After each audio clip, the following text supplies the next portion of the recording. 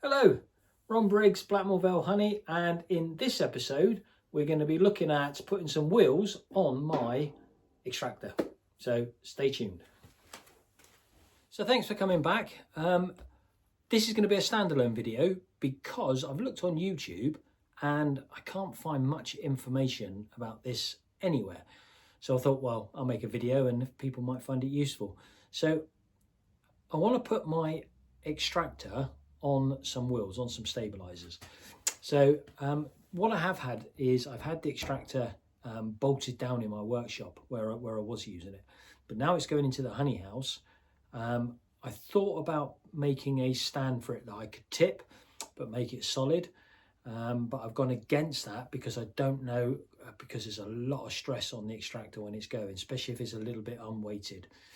So I've seen people put it on wheels, and the physics behind it says that it's it keeps it nice and stable. So I've seen lots of videos with it on wheels, but I haven't seen a lot of videos with putting it on wheels. So that's what we're going to be doing in this one. So I've got the wheels,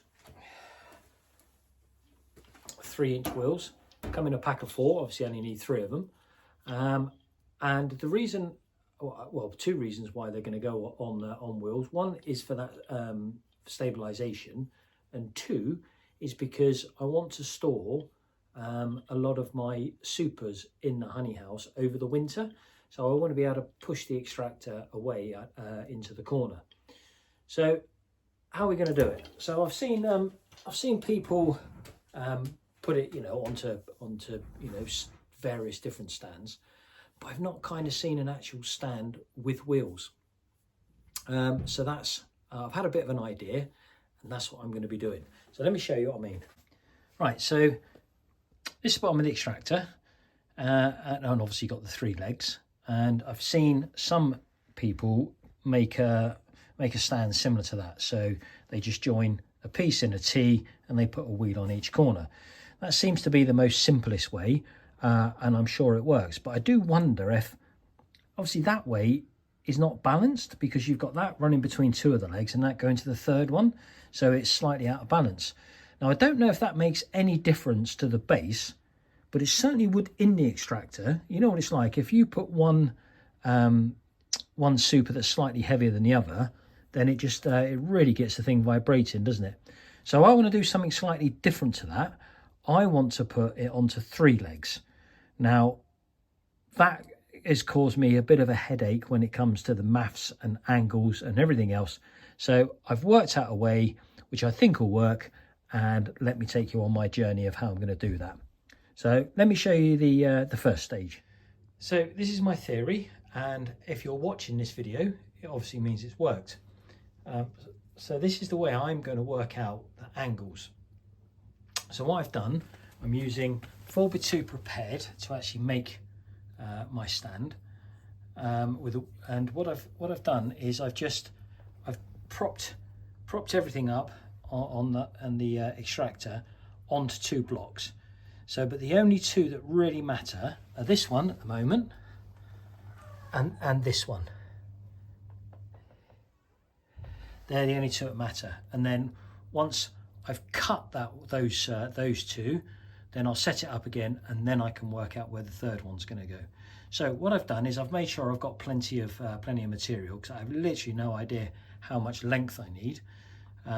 So I cut them. What I did, I measured from leg to leg, and I think it's about 89. I allowed 900 millimeters. So it doesn't matter where it is on that end, because once I've finished I can trim that. I'll trim that with a jigsaw on the actual legs. So that first one that's coming across here, what I've done, I've measured 150 millimeters from the corner of this to the edge of that. That's 150 millimeters. And I've done the same with the one that's on the bottom. So the one that's on the bottom there is 150 millimeters from there. And then when we eventually do get the 3rd leg in, we'll do the same with the other leg. So what that does, it gives me an exact point of where the first 2 cross.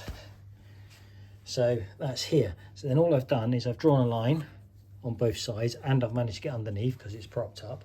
And then what I plan to do is I plan to saw a wedge out of both of those using the circular saw. And I'll set that up and I'll show you how I do that. So the next stage then is to work out exactly the middle. Exactly the middle. See, I've got a pencil line there. How I did that, I used my calipers. So I used my calipers.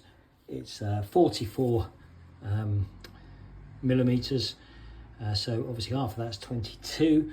I set the calipers at 21 millimeters because then that allowed me to hold that on the end, and allowed me a small amount of breathing space for the pencil mark.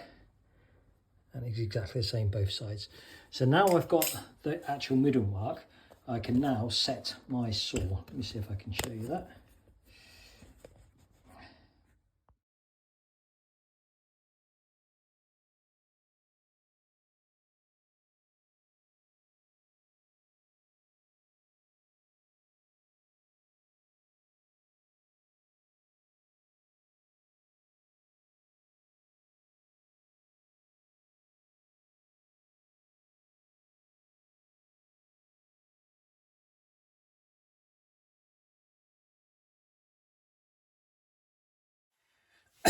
Okay, so that kind of worked. I've never done it that way before on a circular saw. I've done it that way on the table saw, but because of the angles, I went for the circular saw. So, moment of truth, let's see if it works. Well, we know it's halfway, so... Oh, well, that's cool. That's cool, like that. A little bit loose, but we can make the next one tighter. And don't forget, this is going to be glued and screwed, so... This is what's important, is it flat here, which it is. In actual fact, a little bit of movement there might work for me when I put the third one on. Right, so let's take it back to the extractor and measure up the third one. So put it back together underneath the extractor. What I should have done, which I didn't do, I should have marked exactly where the feet went on the ones that I cut, so I could put them back in the same position, because it just meant I had a lot of faffing around then to get the sizes right. And although, if you remember, I measured 150 mil from there to there, it's now 155 mil on the two that are fitted. So now what we've done is we've put the final leg on, and again we've now gone 155 mil from there. So from each leg, the arm is 155 mil. Then we've sat that on top of there, but this one's obviously going to be 4 cuts, because we've got to cut this one here and here, and then we've got to cut there and there. So it's all marked up, so it's just exactly the same as what we've just done with the circular saw. So I'll go and get those done. So there we have it, all 3 pieces cut, and I'm really pleased with that. Remember that first one was a bit wobbly. Well, actually, each individual one is a little bit wobbly, but when you get all 3 together, it goes together really tight. I'm going to have to use a mallet or something to get it apart again. So really, really pleased with that. Let's stick it underneath the extractor and see what it looks like. So that's it underneath the extractor. The bucket's there. I just wanted to make sure that that leg there didn't foul it, and it doesn't. That's the biggest bucket I'm likely to put underneath it. Although what I am going to do is I'm going to trim all of these back to, I don't know, 2 inches from the end, each one, just to get rid of the excess. So yeah, really pleased with that. So all I'm going to do now tonight is I'm going to glue and screw it together, and then tomorrow we can look at trimming these up and doing some trimming around the outside of these, get it all sanded and get it varnished. So yeah, pleased with that. So that was glued and screwed, so that's been allowed to dry overnight. Now all I've done at the moment is put it back on the stand, so put the extractor back on the stand, and I've just been around and just measured, so the pencil mark is, where I'm going to cut the stand down to. So that's going to be the next job, get it off, cut it down to that level, give it a really good sanding, then it'll be ready for some varnish. So I'll get that done now. So there we are. Then there's the final product. We've cut the pieces off where we said we was going to. So there, there and there.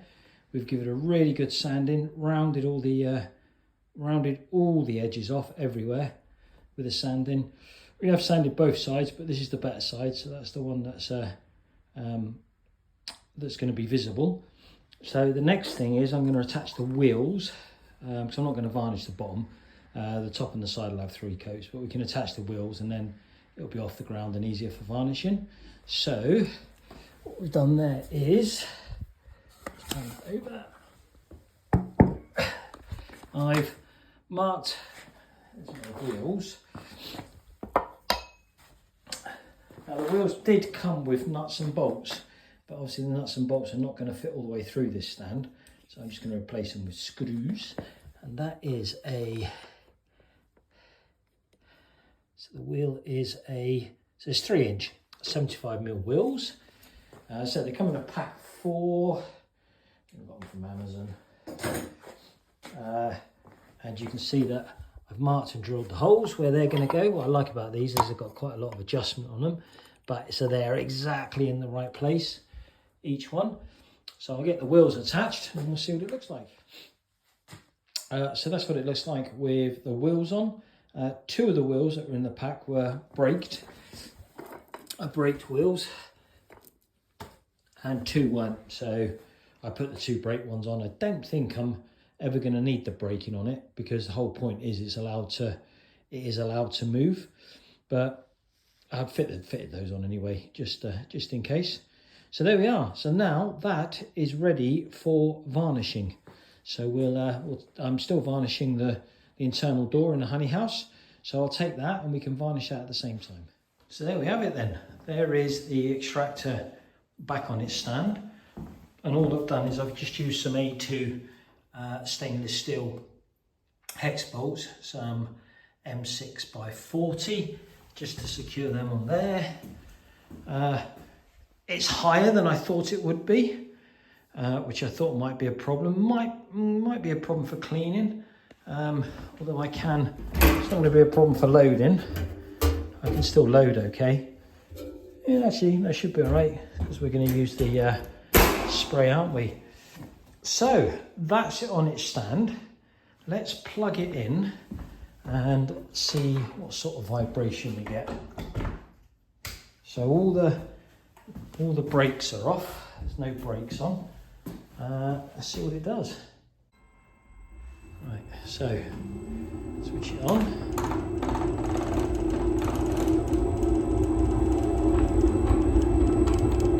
Okay, we'll turn it on halfway for the moment. That vibration you can hear is just that. That's what's making the noise at the moment.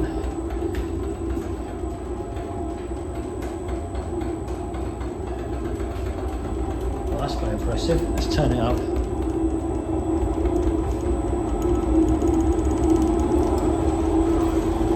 Well, that's up to 80%. And the most I ever do is about 70 to 80. And obviously there's no honey in it, there's no frames in it, but there isn't a single piece of movement on that.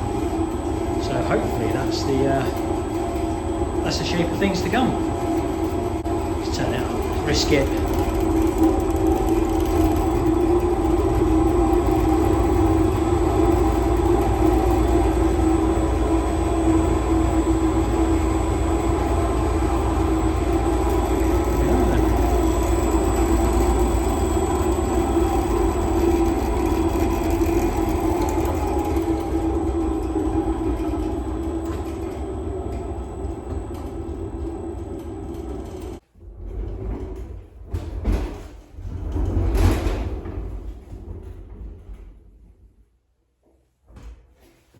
So there we have it then. The extractor is in place in the honey house. It seems to be working absolutely as I thought it might do. A little bit higher than what I thought, in my head I thought it would be, but that's no problem, I'm happy with that. So the next time I actually spin some honey out, I'll do a short video on that, just to see what it spins like with those wheels when it's a bit uneven. But apart from that, really happy with that. And there it is. Thanks for watching. See you on the next one.